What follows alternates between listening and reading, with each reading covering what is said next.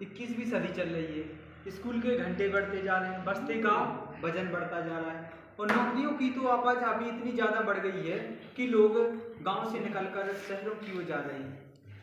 कुछ व्यक्ति पढ़ने के लिए शहरों की ओर जा रहे हैं, अपना रूम लेके वहीं पर अकेले रहते हैं।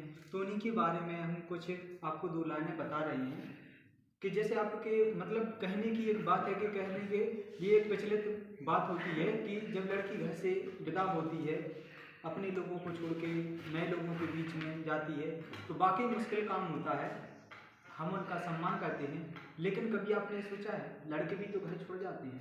तो उसी की कहानी को हम आज 2 लाइन द्वारा स्पष्ट करेंगे कि जो तकिए के बिना कभी सोने से भी कतराते थे, कि जो तकिए के बिना कभी सोने से भी कतराते थे, अब आकर देखिए अब वो कहीं भी सो जाते हैं। कि अब आकर देखिए अब वो कहीं भी सो जाते हैं। खाने में 100 नखरे करने वाले अब वो कुछ भी खा लेते हैं। अपने रूम में किसी को नहीं आने देने वाले अब वो एक ही बिस्तर पर सबके साथ एडजस्ट करके सो जाते हैं, क्योंकि बेटे भी घर छोड़ जाते हैं।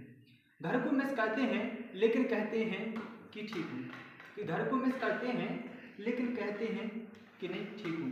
पैसा कमाने की ज़रूरत में वे घर से अजनबी हो जाते हैं, क्योंकि बेटे भी घर छोड़ जाते हैं। बना बनाया खाने वाले अब वो खाना खुद बनाते हैं, कि बना बनाया खाने वाले अब वो खाना खुद बनाते हैं। कभी थके हारे हुए होते हैं तो भी वो वैसे ही सो जाते हैं, क्योंकि बेटे भी घर छोड़ जाते हैं। मोहल्ले की गलियां, जाने पहचाने रास्ते, जहां दौड़ा करते थे अपनों के वास्ते, माँ बाप का प्यार, यार दोस्त सब कुछ पीछे छूट जाते हैं।